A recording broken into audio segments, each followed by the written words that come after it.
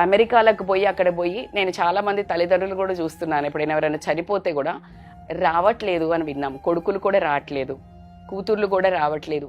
Bad luck ఏంటంటే ఇక్కడ ఉన్న తల్లిదండ్రి కూడా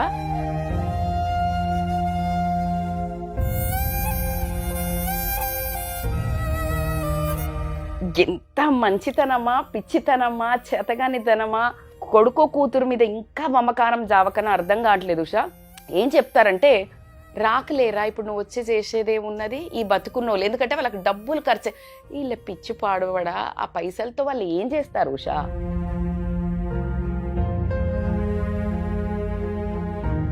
ఇప్పుడు 1 లక్ష 2 లక్షలు, ఆ 2-3 లక్షలతో వారు కోట్లు పెట్టి ఇల్లు కట్టుకుంటారేమో, వాళ్ళు వెకేషన్కి ఒకసారి పోరేమో, ఒక 10 తులాల బంగారం కొనరేమో. So what? ఈ ఆఖరి చూపు కానీ ఈ సందర్భంలో ఉన్న అదర్ అమ్మ నాన్నకు కానీ, అంటే నువ్వు ఈ టైంలో లేకపోతే ఇంకా నీ కొడుకో కూతురో లేకపోతే నీకు మంది ఎందుకు చేస్తారు? పేరెంట్స్ కూడా కొంత చాలా జడగొడుతున్నారు. నేను అందుకే చెప్తున్నాను, అంటే నువ్వు ఏం నేర్పిస్తున్నావు? డబ్బుకి విలువిస్తున్నావు కదా నువ్వు కూడా.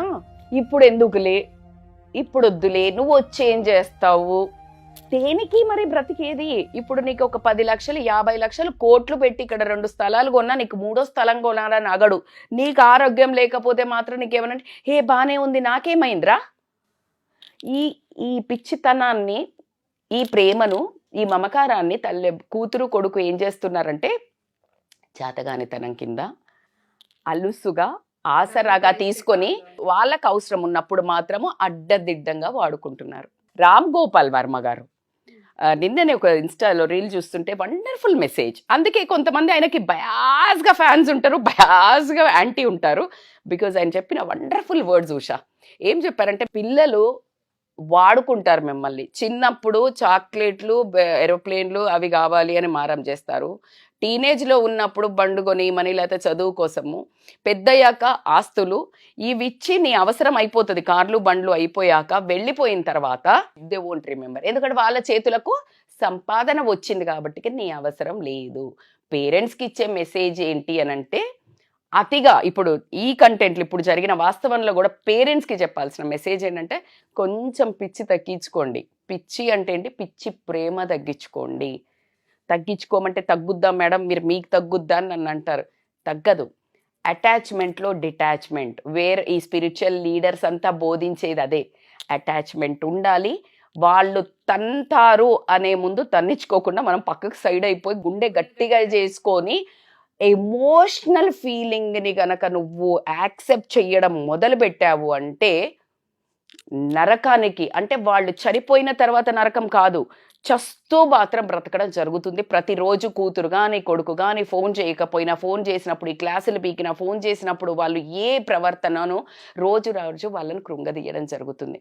సో కాబట్టికే పేరెంట్స్కి అలాట్, అంటే చాలా ఇంపార్టెంట్ మెసేజ్. అమ్మ నాన్న దేవుళ్ళు అని చెప్తున్నాం మనం, అదే విధంగా ఉండండి అబ్బా. మీరెప్పుడు గివింగే, మనం ఎప్పుడు గివింగే అని మాత్రమే బ్రతకండి. ఎక్స్పెక్ట్ చెయ్యకండి. ప్రేమ కానివ్వండి, డబ్బు కానివ్వండి, ఈ రెండిట్లలో ఏది మనకు వాళ్ళ త్రూగా అందకపోయినా ఒక రకమైన జర్క్ తగులుతుంది కదా, అది ప్రపంచంలో ఏ కష్టాన్నన్నా ఎదుర్కొనే దమ్ము ధైర్యం ఉంటుంది. కానీ అమ్మ నాన్నలకు పిల్లలు కొట్టే దెబ్బకు మాత్రము అసలు ఎంత కుంగిపోతారో అది నేను చెప్పలేను. సో కాబట్టికి బీ స్ట్రాంగ్. మీ సేఫ్ జోన్ మాత్రం క్రియేట్ చేసుకోండి. మనస్సును ఎక్కువ క్రియేట్ చేసుకోండి. పరిస్థితుల్లో నారు పోసిన వాడు నీరు పోయడా అన్నట్టు ఎలాగూ బ్రతుకుతాము, అది ప్రాబ్లమే కాదు. ముందు ప్లాన్ చేసుకోండి. వృద్ధాప్యంలో ఎక్కడ ఉండాలి, ఎలా ఉండాలో చక్కగా. అప్పుడు ఎందుకు మేడం పిల్లలకు దాచిపెడతాం? మీ పిచ్చి కానీ వాళ్ళు బ్రతుకుతారు. వాళ్ళకు బ్రతికే శక్తి ఇచ్చారు, ఎగరగలిగే శక్తి ఇచ్చారు, చాలు. అంతేగాని వాళ్ళకి ఇంకా ఎగురుతుంటే కూడా దానాన్న ఎగిరి మళ్ళీ వచ్చి నాదే తినిపో ముద్ద పెడతా అనే మాత్రము మర్చిపోయి చక్కగా మీ వృద్ధాప్యంలో అవసరం ఉన్నంత చేసుకొని, మనకు శక్తి ఉన్నంత వరకు ఆరోగ్యాన్ని కాపాడుకొని, రోజు యోగానో వాకింగో మీ పాత దోస్తులను కలుస్తూ మంచి ఫ్రెండ్షిప్ స్పెండ్ చేస్తూ హ్యాపీగా బ్రతకండి. కానీ ఈ చుట్టాలనో లేకపోతే పిల్లల మీదనో ఎఫెక్షన్ పెంచుకొని మానసికంగా మాత్రం ఒత్తిడికి గురి కావద్దు. మంచి ఆహారం తీసుకోండి, చక్కగా మంచి ప్లేస్లో ఒక మంచి గ్రూప్ ఆఫ్ పీపుల్తో ఉండండి, హ్యాపీగా ఉండండి. త్యాగాలు ఆపండి. సంపాదన ఉన్నంత వరకు చాలు, కానీ ఎక్స్పెక్టేషన్ తగ్గించుకోవాలని మాత్రం చెప్తాను.